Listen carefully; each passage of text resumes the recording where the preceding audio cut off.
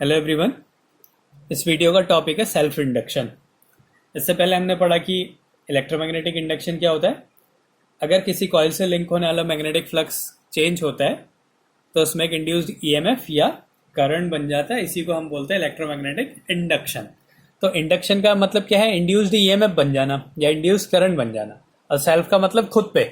अगर कोई कॉइल जो है खुद पे ही इंड्यूस करंट बना दे तो उसको हम बोलेंगे self induction. The phenomenon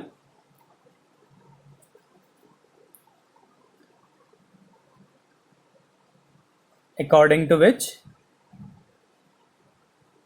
according to which an opposing induced EMF is produced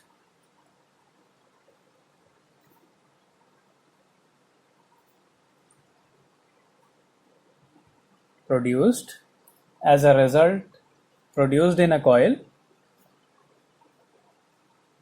as a result of change in current or magnetic flux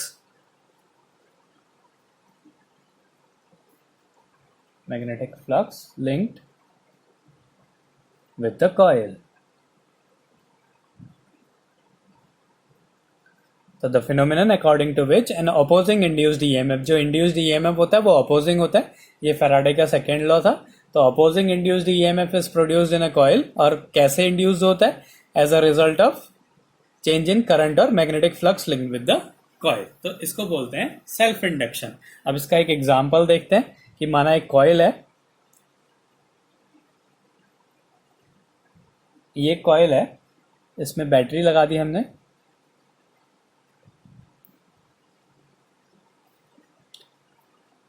battery लगाने के बाद इसको एक रियोस्टेट से कनेक्ट कर दिया, ऐसे हमने एक कर दिया कनेक्ट। इसमें एक की भी लगी है, ऐसे कनेक्ट कर दिया। अब हमने क्या करा, इसके रेजिस्टेंस को डिक्रीज करा, इसको इधर को शिफ्ट करा। तो क्या होगा? अगर रेजिस्टेंस डिक्रीज होगा तो करंट की वैल्यू इंक्रीज हो जाएगी। अब इसमें क्या हो रहा है, इस रेजिस्टेंस को डिक्रीज करने से इस कॉइल में जो करंट फ्लो हो रहा है उसकी वैल्यू इंक्रीज हो रही है। तो करंट में अगर चेंज होता है तो क्या होगा, इसमें एक इंड्यूस्ड ईएमएफ बन जाएगा। और उस इंड्यूस्ड ईएमएफ की डायरेक्शन ऐसी होगी कि इसमें जिसके कारण ये इंड्यूस हो रहा है उसी का अपोज करेगा। इसमें करंट किसके कारण बन रहा है कि इसके रेजिस्टेंस को चेंज करा, इसके रेजिस्टेंस को चेंज करा तो इसमें करंट इंक्रीज हुआ। तो इंड्यूस्ड करंट जो इसमें बनेगा वो ऐसे बनेगा कि इसमें जो करंट इंक्रीज हो रहा है उसी को डिक्रीज करेगा, क्योंकि इसमें जो मैग्नेटिक फील्ड जो चेंज हो रहा है, फ्लक्स जो चेंज हो रहा है वो किसके कारण हो रहा है? करंट के इंक्रीज होने के कारण हो रहा है। तो इसमें जो इंड्यूस करंट बनेगा वो क्या करेगा? उसके इंक्रीज होने का अपोज करेगा। तो अपोज करेगा का मतलब क्या है? उसने डिक्रीज करना पड़ेगा। तो इसमें करंट की डायरेक्शन ऐसे फ्लो होने लग जाएगी। तो ये क्या हो गया? Self induction. इस कॉइल में खुद ही जो है इंड्यूस्ड ईएमएफ बन गया, इसको बोलेंगे हम सेल्फ इंडक्शन। और हमें प्रैक्टिकली ये पता है चलता है कि जो फ्लक्स होता है वो उसमें फ्लो होने वाले करंट के डायरेक्टली प्रोपोर्शनल होता है। अगर कॉइल में n टर्न्स हैं तो जो n फाई होगा ये डायरेक्टली प्रोपोर्शनल होता है I के। अब प्रोपोर्शनैलिटी के साइन को हटा के कांस्टेंट यूज करते हैं, capital L equals to I। जो ये L है इसको बोलते हैं कोफिशिएंट ऑफ सेल्फ इंडक्शन। तो इधर से अगर हम इसकी वैल्यू निकालें, कोफिशिएंट ऑफ सेल्फ इंडक्शन, और इस कोफिशिएंट ऑफ सेल्फ इंडक्शन की वैल्यू होती है n फाई अपॉन I। अब अगर इसका जो यूनिट होता है वो होती है हेनरी। अब अगर जो सर्किट में जो करंट फ्लो हो रहा है वो 1 एम्पियर का करंट फ्लो हो रहा है, तो जो इंड्यूस्ड ईएमएफ जो सेल्फ इंडक्शन होगा वो किसके इक्वल होगा? n फाई के, फ्लक्स के इक्वल होगा। तो इधर से हम ये कह सकते हैं कि hence coefficient of self induction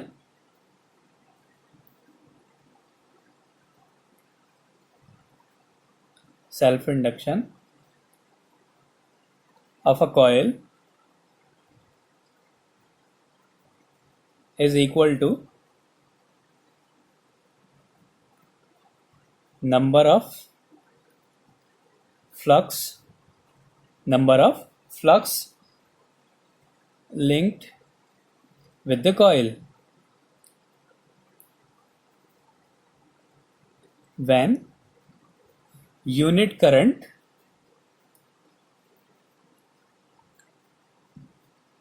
is flowing through the coil.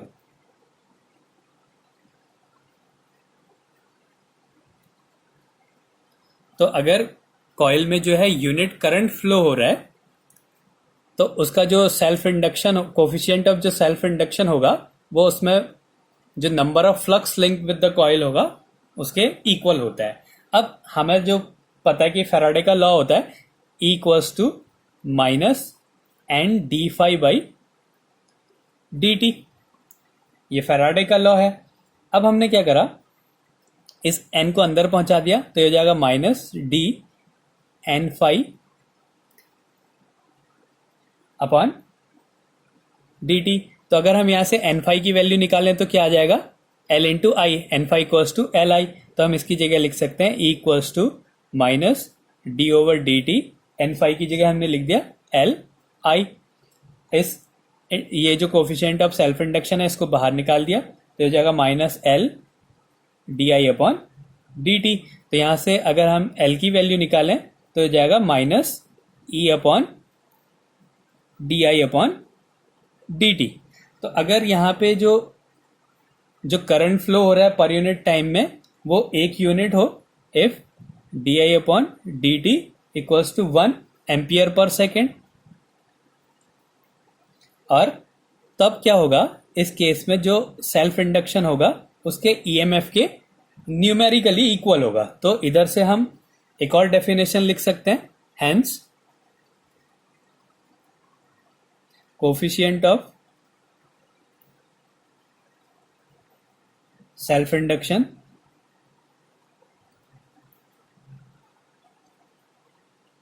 of a coil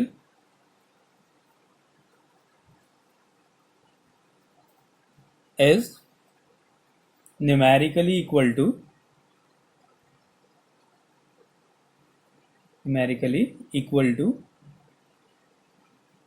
the EMF induced in the coil when rate change of current in the coil is unity. Rate change of current in the coil is unity. Current in the coil is unity. तो यहां से ये एक और definition इसकी बन सकती है. फिर इसके बाद अगर 1 हेनरी को डिफाइन करो कहेगा तो उसके लिए क्या करना है, हमें 1 हेनरी की अगर डेफिनेशन लिखनी है, thus self induction of a coil is 1 Henry when an induced EMF, इसकी वैल्यू अगर हम 1 कर दें, when an induced EMF of 1 volt is set up in the coil due to a current changing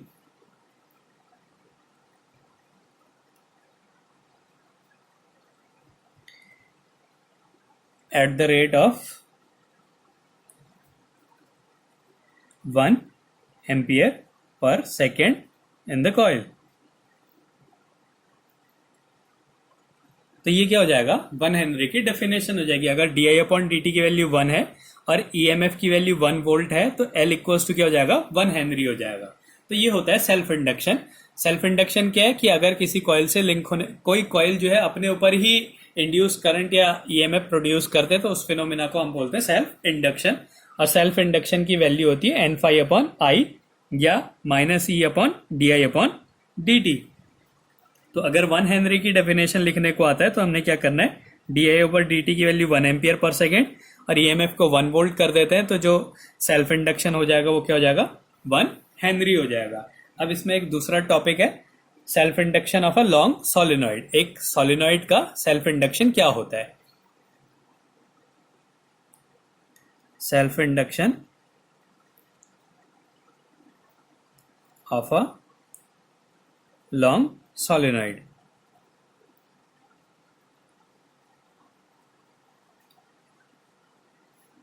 तो एक solenoid है,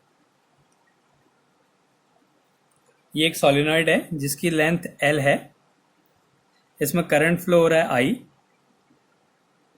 इसमें जो नंबर ऑफ टर्न्स हैं वो N नंबर ऑफ टर्न्स हैं इसके। तो ये इसकी कंडीशन हम ले रहे हैं कि एक कॉइल है जिसका लेंथ L है, इसके नंबर ऑफ टर्न्स N है और इसमें करंट फ्लो हो रहा है I।